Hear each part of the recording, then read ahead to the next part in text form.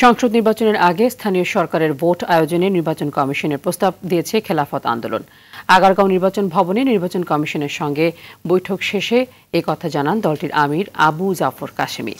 বিগত 3টি জাতীয় নির্বাচনের জনগণের ভোটের অধিকার হরণ করা হয়েছে উল্লেখ করে তিনি বলেন, অধিকার পুনরুদ্ধারে বর্তমান কমিশন সক্ষম।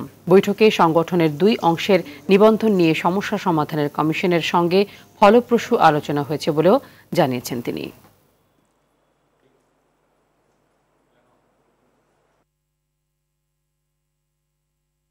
যে সরকার ক্ষমতায় আছে সেই সরকারই স্থানীয় সরকার নির্বাচনগুলো তাদের দলীয় লোকদেরকে পাশ করানোর চেষ্টা করে।